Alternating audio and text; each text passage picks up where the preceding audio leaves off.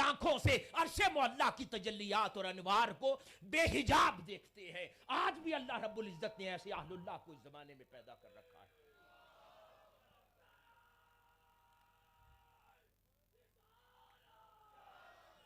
تو یہ صحابی رسول کے کلمات ہیں کہ جو ان مشاہدات کا، یہ جو ساری باتیں فرما رہے ہیں، میں زمین پر چل رہا ہوں اور زمین پر چلتے اللہ رب العزت کو اپنے عرش پر دیکھتا ہوں، یہ مشاہدہ ہے. یہ کیا ہے؟ مشاہدہ ہے. پھر اہل جنت کو باہم ملاقات کرتے، باتیں کرتے سنتے ہیں، یہ کشف ہے، یہ مشاہدہ ہے. اہل دوزخ کو باہم جھگڑتے دیکھتے ہیں، یہ کشف ہے، یہ مشاہدہ ہے. یہی صوفیاء کرام پر اللہ پاک کے انعام و اکرام ہوا کرتے ہیں. اسی طرح کچھ تابعین میں سے نام عرض کر دیتا ہوں، پھر آگے ہم چلتے ہیں. حضرت حسن بصری رضی اللہ تعالیٰ عنہ مولا علی شیر خدا رضی اللہ تعالیٰ عنہ کے عظیم المرتبت شاگرد ہیں اور عظیم تابعی ہیں. ان کے بارے میں صحابہ کرام جو حیات رہ گئے تھے وہ بھی بڑا اونچا عقیدہ رکھتے تھے وہ تابعین میں سے، لیکن صحابہ کرام بھی ان کی روحانیت کے حوالے سے بڑا اونچا عقیدہ رکھتے تھے جو اواخر زمانہ میں تھے. اور پھر تابعین کثرت سے ان کے لیے عقیدہ رکھتے تھے. حضرت ابو قتادہ رضی اللہ تعالیٰ عنہ فرماتے ہیں کہ لوگوں، اس شیخ جن کا نام حسن بصری ہے اس کے ساتھ چمٹ جاؤ. اللہ کی قسم آج تک اس سے زیادہ سیدنا عمر فاروق رضی اللہ تعالی عنہ کی رائے سے مشابہ میں نے زمین پر کسی شخص کو نہیں دیکھا جو سیدنا حسن بصری رضی اللہ تعالی عنہ ہے. آپ خوف الہی سے ہر وقت روتے رہتے تھے. کثرت گریہ کے باعث آپ کی آنکھوں کے نیچے گڑے پڑ گئے تھے. اور حضرت شعیب رحمت اللہ علیہ فرماتے ہیں کہ میں نے دیکھا کہ حضرت حسن بصری رضی اللہ تعالی عنہ قرآن پڑھ رہے ہیں اور زاروں قطار آنسوؤں کے ساتھ رو رہے ہیں، یہاں تک کہ آپ کی داڑھی اور ریش مبارک بھیگتی جا رہی ہے. یہ حضرت حسن بصری تھے. پھر تابعین میں ایک اور عظیم جلیل القدر نام حضرت اویس کرنی رضی اللہ تعالی عنہ. ان سے کون واقف نہیں ہے؟ بزرگان دین ان کو اہل اللہ اور صوفیاء کرام تابعین میں سے اہل اللہ کا سلطان مانتے ہیں. یہاں تک کہ کچھ بزرگان دین نے یہاں تک بھی لکھ دیا ہے. حضرت ملا علی قاری رحمت اللہ علیہ اپنے رسائل میں لکھتے ہیں کہ غالباً حضرت اویس کرنی رضی اللہ تعالی عنہ کو اللہ رب العزت نے تابعین کے زمانے میں قطبیت عطا کر رکھی تھی. وہ اس دور کے قطب تھے. ملا علی قاری لکھ رہے ہیں. اسی طرح حاضرین گرامی تبع تابعین کی بات کریں اور ائمہ فقہ کی بات کریں، ان سے بڑا کون صوفی ہوا ہے؟ امام اعظم ابو حنیفہ رضی اللہ تعالی عنہ. ان کے بارے میں ایک روایت پیش کرتا ہوں، سارا ماجرا سمجھ آ جائے گا. حضرت شبلی رحمت اللہ علیہ جلیل القدر صوفیاء میں سے ہیں، جو حضرت جنید بغدادی رضی اللہ تعالی عنہ کے بھانجے بھتیجے. حضرت شبلی رحمت اللہ علیہ منصور حلاج کے زمانے کے. تو وہ لکھ رہے ہیں، ان سے پوچھا، انہوں نے حضرت سری سقطی رحمت اللہ علیہ جلیل القدر صوفیاء کا نام ہے. اب علماء نہ مانے، جو لوگ اعتراض کرتے ہیں، اب حضرت سری سقطی رحمت اللہ علیہ انہوں نے ان سے پوچھا کہ آپ نے تصوف کہاں سے حاصل کیا؟ تو انہوں نے کہا کہ میں نے اپنا تصوف حضرت معروف کرخی سے حاصل کیا اور حضرت معروف کرخی نے اپنا تصوف حضرت داؤد طائی سے حاصل کیا اور حضرت داؤد طائی نے اپنا تصوف امام اعظم ابو حنیفہ سے سیکھا. اب یہ بات فقہ کی نہیں ہو رہی، اب یہ بات حدیث کی نہیں ہو رہی، یہ بالکل صوفیاء، معروف صوفیاء کی جماعت وہ کہہ رہے ہیں کہ میں نے اپنا تصوف معروف کرخی سے سیکھا، انہوں نے داؤد طائی سے سیکھا اور حضرت داؤد طائی نے تصوف امام اعظم ابو حنیفہ سے سیکھا. یہ صوفیاء ہیں. کہیں پر حضرت بایزید بستامی تبع تابعین میں ان کا نام آ جاتا ہے. جلیل القدر بزرگوں میں سے ہیں، اہل اللہ میں سے ہیں اور ان کا شمار کرتے جائیں. کہیں امام احمد بن حنبل ہیں.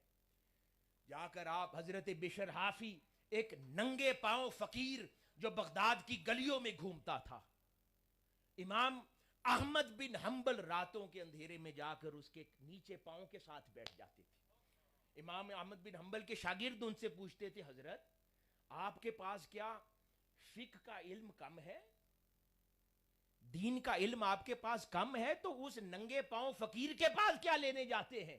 امام احمد بن حنبل نے فرمایا ہاں یہ سچ ہے کہ دین کا علم میرے پاس زیادہ ہے، لیکن دین والے کا علم بشر حافی کے پاس زیادہ ہے۔ میں اس سے کچھ دین والے کا علم لینے جاتا ہوں، اس کی خبر لینے جاتا ہوں، بے شک دین کا علم میرے پاس زیادہ ہے۔ یہ تصوف کے عقائد ان بزرگان دین کے تھے، اور ان کے تھے کچھ۔ اب میں تعریفات تصوف کی بیان کر کے آگے پھر ہم بزرگان دین کے واقعات کی طرف چلتے ہیں۔ حاضرین گرامی، حضرت شیخ ابو علی روزباری رحمت اللہ علیہ وہ فرماتے ہیں کہ صوفی وہ ہے جو صفائی قلب کے ساتھ صوف پوشی یعنی سادہ لباس گدڑی اختیار کرتا ہے، ہوا نفسانی خواہشات کو سختی سے قابو کرتا ہے اور مزہ چکھاتا ہے نفس کو، اور دنیا کو پس پش ڈال دیتا ہے، اور شریعت محمدی صلی اللہ علیہ وآلہ وسلم کو لازم قرار دیتا ہے۔ یہ صوفی ہوا کرتا ہے۔ حضرت حسین بن منصور الحلاج رضی اللہ تعالی عنہ وہ فرماتے ہیں کہ صوفی کی ذات یکتا ہوتی ہے، اللہ کے سوا کوئی اسے قبول نہیں کرتا، اور اللہ بھی اس کے سوا کسی کو قبول نہیں کرتا۔ یہ صوفی ہوا کرتا ہے۔ اسی طرح حضرت ابو حمزہ بغدادی رحمت اللہ علیہ لکھتے ہیں کہ سچے صوفی کی علامت یہ ہے کہ وہ مالدار ہونے کے بعد بھی فقر پسند کرتا ہے، عزت دار ہونے کے بعد بھی چھپا رہنا پسند کرتا ہے، شہرت کے بعد بھی مخفی رہنا پسند کرتا ہے، اور منافق صوفی کی علامت یہ ہے کہ اللہ رب العزت نے اس کو مخفی حال دیا ہو اور وہ زور لگا کے مشہور ہونا چاہے، اللہ رب العزت نے اس کے لیے فقر اتارا ہو اس کے حال کے لیے، اور وہ دنیا سے لڑ لڑ کے مالدار ہونا چاہے، اللہ رب العزت نے اس کے لیے کوئی عہدہ نہ رکھا ہو لیکن وہ اس عہدے کے پیچھے مرتا رہے۔ یہ وہ فرماتے ہیں کہ یہ منافق صوفی کی علامت ہے۔ اسی طرح حضرت جنید بغدادی رضی اللہ تعالی عنہ کے پوچھا گیا صوفی کے بارے میں تو فرماتے ہیں کہ صوفی زمین کی طرح ہے، اسے ہر نیک اور برا آدمی روند دیتا ہے۔ صوفی بادل کی طرح ہے جو ہر ایک پر سایہ کرتا ہے، صوفی بارش کی طرح ہے جو ہر ایک کو سیرابی عطا کرتا ہے۔ اسی طرح حضرت شیخ نوری رحمت اللہ علیہ فرماتے ہیں کہ صوفی کی تعریف یہ ہے کہ اسے محتاجی کے وقت سکون ملتا ہے، اور اگر کچھ پاس ہو تو اسے بانٹ دیتا ہے، اظہار کرتا ہے۔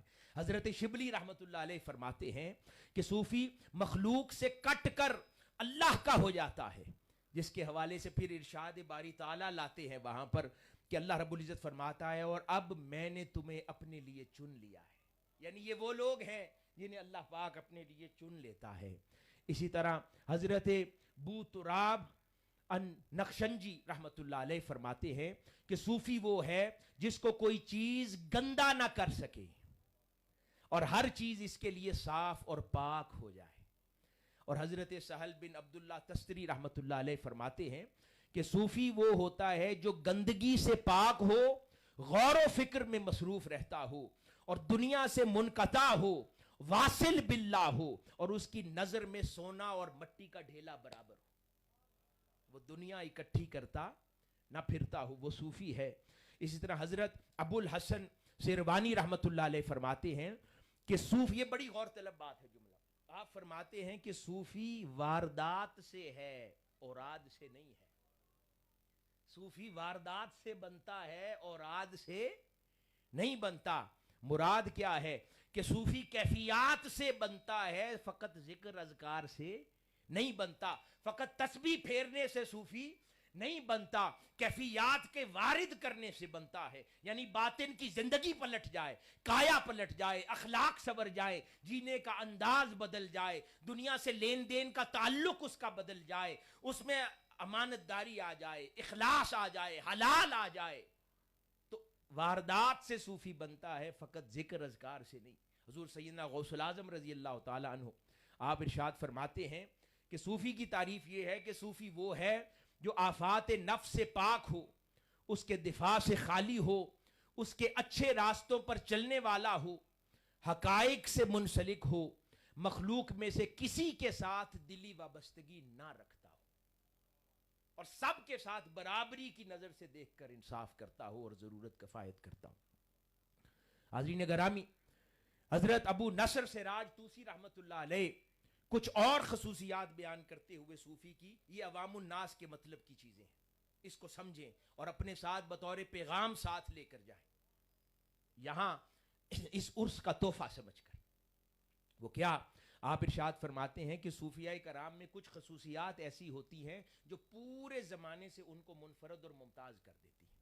वो खसूसियात क्या होती हैं कि जब वो फ़राइज़ की अदायगी और अफ़राल ममनुआ से इज्तिनाब करते हैं, फ़राइज़ की अदायगी में मसरूफ़ रहते हैं और अमाल ममनुआ से इज्तिनाब करते हैं, फिर वो फरमाते हैं आगे कि वो हर गैर से इलेहदा हो जाते हैं और सिर्फ अल्लाह के हो जाते हैं।